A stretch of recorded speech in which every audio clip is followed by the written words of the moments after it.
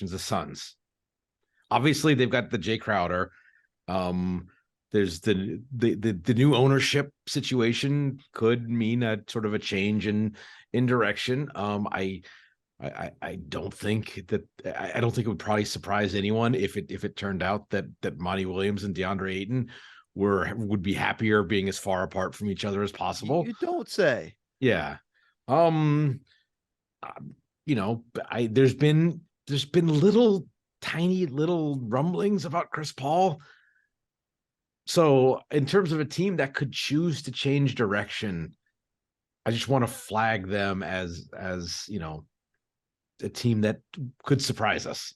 I think Ayton could be had, but I think it's going to be a pretty big price, and I think it will be in that sense. And I think the Chris Paul stuff, I just find it fun. Who's trading for him?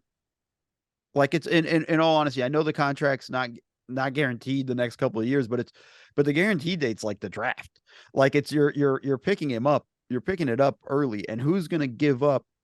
So first off, a lot of money to make it work, and then you have the challenges of that stuff. And I don't see the Suns willing to take that much of a step back after just being at the finals a few years ago. Like, I think you're not getting a lot back for Chris Paul, and I don't think it's a D'Angelo Russell.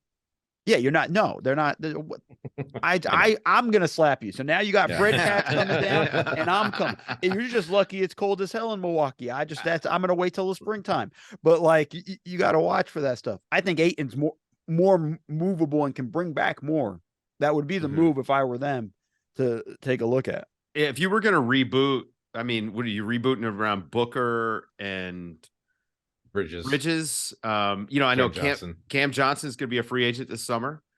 He's going to have, I mean, people are going to toss some money his way.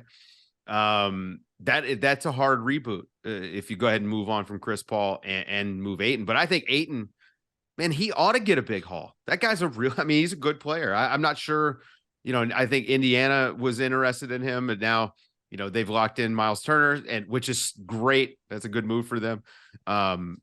Toronto apparently was working on a sign and trade for Ayton, so maybe there's something there. But if the Suns trade Ayton, I mean, can they replace that production? Can they make an Ayton trade and just continue to act like a contender? I just don't know. Maybe they could get Jakob Poeltl in some sort of 3-team deal or something like that. Oh, I was actually kind of thinking Poeltl with Crowder and then a buyout. As long as the Spurs can get a pick out of it, they'd probably be happy with that.